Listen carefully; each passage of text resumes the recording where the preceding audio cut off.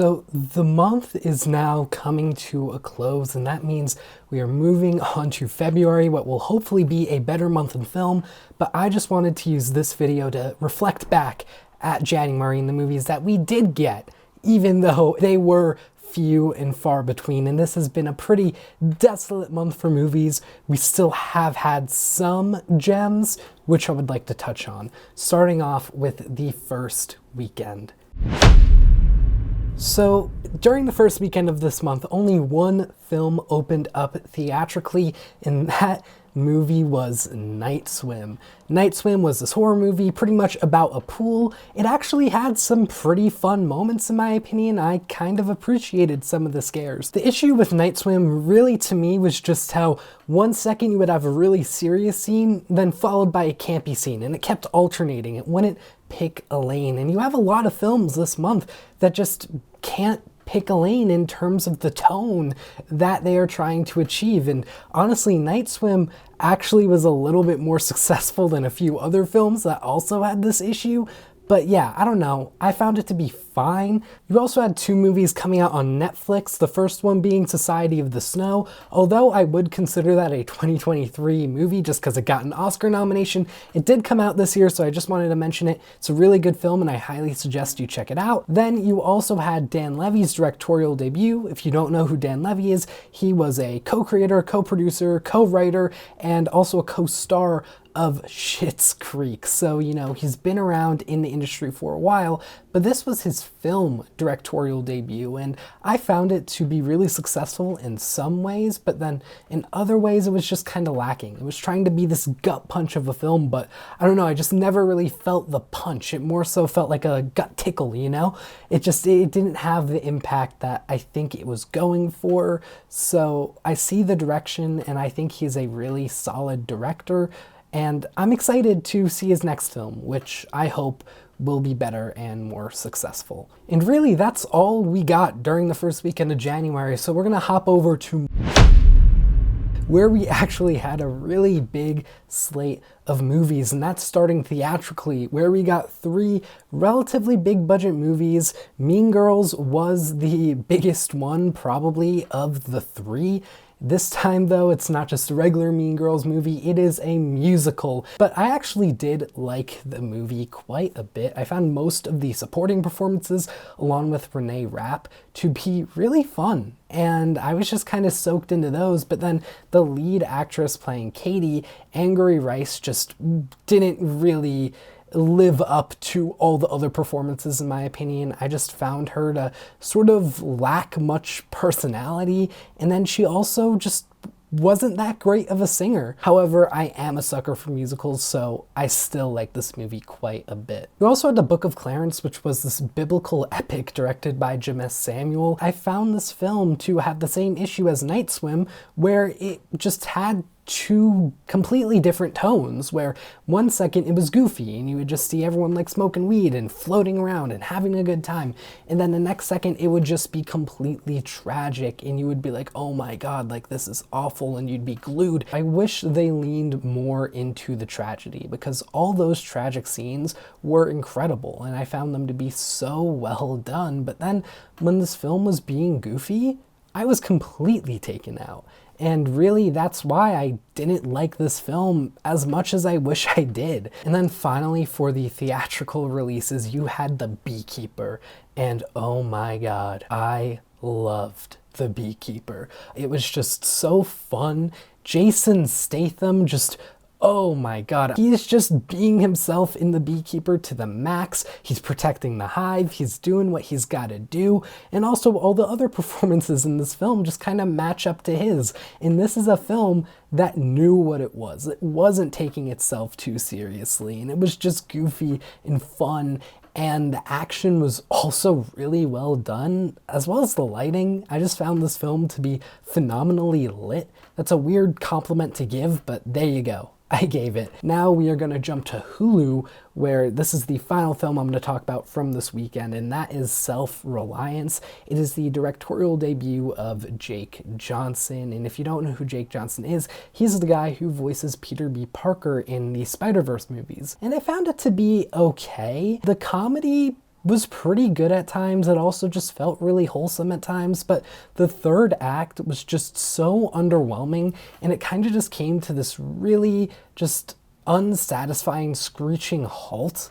And maybe that was intentional, but I don't really know. I just didn't like the third act, and that's really all I got to say about that. Now we're going to move on to, and that's starting with I.S.S. It was a release from Bleecker Street. I think that was the company that released I.S.S. And I was kind of excited for it. It seemed like a really cool plot, but I just found the actual execution to really be underwhelming. Again, another film that tried to have two completely different tones rather than sticking to one consistent tone.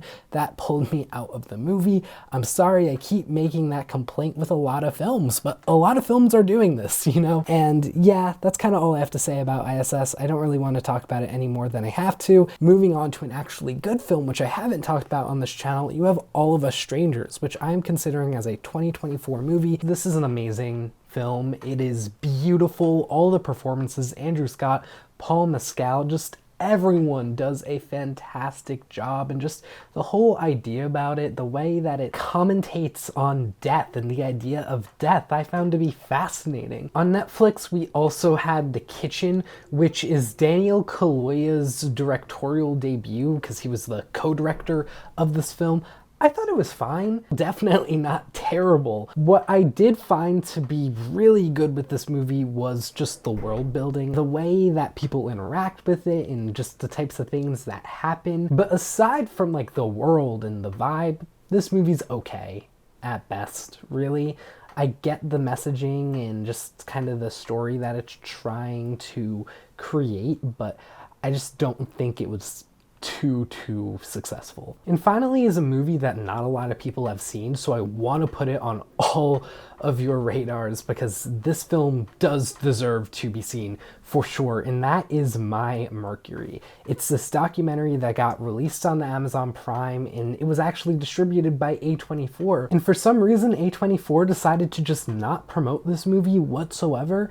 It's just a really strange situation because I thought it was a pretty good documentary. It starts out kind of as this nature type of documentary, but then shifts to actually be more about this nature conservationist and how he's isolated on this island trying to protect a species of penguins from these seals, and the lengths he has to go to do that, and the psychological toll being isolated on an island takes on him. It was just really fascinating, and a lot of it was told through this found footage. And then the co-director of this film was the director of My Octopus Teacher, which won Best Documentary at the Oscars a few years back. So yeah, go watch this movie if you have any interest in documentaries really whatsoever. And now for the...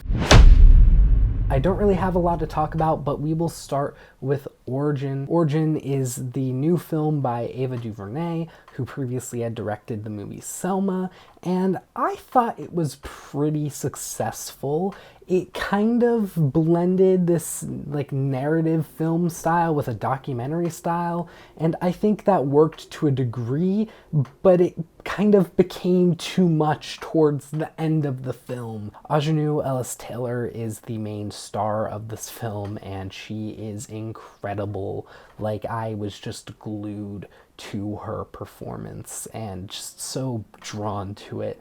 And yeah, I highly recommend that if you watch this movie, you watch it for her, because she is so good. And now for the final movie that I saw in January, we have Badland Hunters.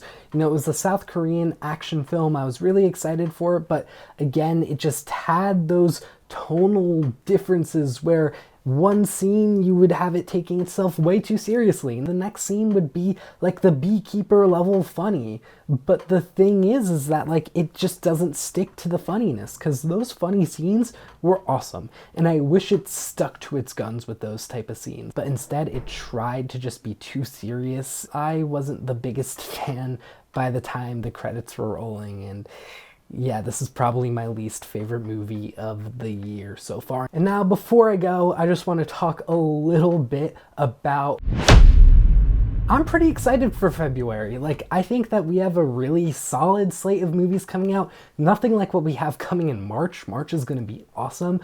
But kicking off February, this week we have Argyle, then we have Lisa Frankenstein Super Bowl week. Bob Marley and Madam Web are coming out Valentine's Day weekend. And then to wrap up the month, we have the new Ethan Coen movie, Drive Away Dolls.